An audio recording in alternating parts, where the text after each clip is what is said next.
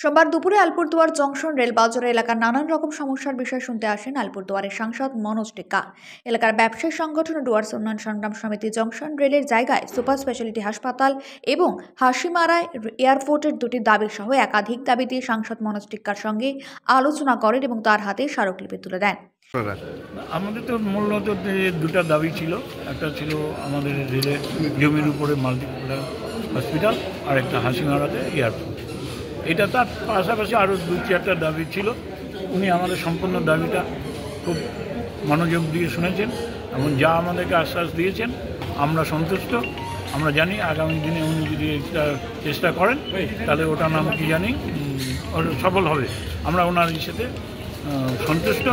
আমরা আমাদেরকে সময় দেওয়ার জন্য আমরা মনোজ টিক্কা মহাশয়কেও ধন্যবাদ জানাচ্ছি।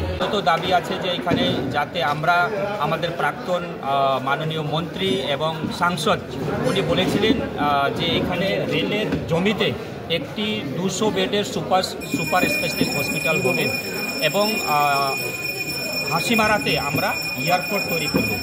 তো যেহেতু কোনো কারণে এই জিনিসগুলো হতে পারেনি, সময় সাপেক্ষ, সেই সময় হয়তো ইলেকশন ঘোষণা হয়ে গেছে, সেই জন্য এটা হতে পারেনি, কিন্তু সেই জিনিসগুলোকে আমি এগিয়ে নেওয়ার জন্য আপ্রাণ চেষ্টা করছি এবং ইতিমধ্যে আমার 4টা ডিপার্টমেন্ট সাথে হসপিটাল নিয়ে কথাও হয়েছে, আমি চিঠিও দিয়েছি।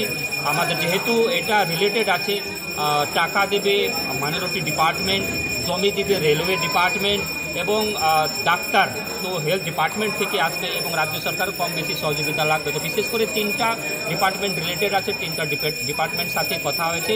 আমার 100% চেষ্টা থাকবে যাতে প্রাক্তন সাংসদ এবং মন্ত্রী যে কথা দিয়েছেন ওনার কথাটাকে রেখে এবং সাধারণ মানুষের সমস্যাটার কথা মাথায় রেখে, যেহেতু আমাদের এলাকাতে চিকিৎসা ব্যবস্থা নেই, মানুষকে আজকে চিকিৎসার জন্য দক্ষিণ ভারতের দিকে যেতে হচ্ছে, বেঙ্গালোর, হায়দ্রাবাদ, টাটা, ভেলোর, এবং এই হসপিটাল যদি গড়ে ওঠে তাহলে শুধু আলিপুরদুয়ারবাসী নয়, পাশাপাশি আসাম এবং চা বাগানে যেখানে স্বাস্থ্য পরিষেবা বলে কিছুই নেই তারাও কিন্তু এই হসপিটাল নিয়ে উপকৃত এবং আমার 100% চেষ্টা থাকবে যে প্রাক্তন মন্ত্রী এবং সাংসদ যেটা বলেছেন ওনার স্বপ্ন যেটা আছে যে স্বপ্নটা যাতে পূরণ হয়। পাশাপাশি আমাদের এখানে একটা সিভিল এয়ারপোর্ট দরকার আছে, যেটা হাসিমারাতে প্রাক্তন মন্ত্রীও চিঠি দিয়েছেন, আমিও চিঠি দিয়েছি এবং মন্ত্রীর সাথে দেখা করেছি। শুধু এক জায়গাতে আমাদের সমস্যা হচ্ছে, যেহেতু জমিটা রাজ্য সরকারের অধীনে থাকে, জমি কেন্দ্র সরকারের অধীনে থাকে না, তাই যদি রাজ্য সরকার আমাদেরকে 37 একর জমি যদি অধিগ্রহণ করে এয়ারপোর্ট অথরিটি অফ ইন্ডিয়াকে দিয়ে দেয় তাহলে একটা সিভিলিয়ান এয়ারপোর্ট তৈরি করতে আমাদের সুবিধা হবে।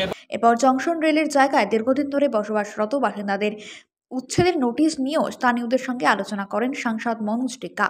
সেই সমস্যা সমাধানেরও আশ্বাস দেন মনোজ। এরপর রেল বাজার থেকে ফেরার পথে তাকে দেখে জয় বাংলা স্লোগান দিতে শুরু করেন একদল নাগরিক। Bureau news 724x7 Alipurduar. PRM Begraj 1997 সালে প্রতিষ্ঠিত হয়েছিল। সবচেয়ে সাশ্রয়ী মূল্যের বাড়ি, উচ্চমানের বিলাসবহুল স্থাপনা ও মাইল ফলক তৈরি করে বাণিজ্যিক প্রকল্পগুলির মাধ্যমে আমরা আজীবনের আস্থা অর্জন করেছি এবং এর জন্য বিভিন্ন পুরস্কারও পেয়েছি। আমরা শত শত মানুষের স্বপ্নের আবাসন তৈরি করছি ও অসংখ্য সম্ভাবনাময় সমাজ গড়ে তুলছি। তবে আর প্রতীক্ষা কিসের?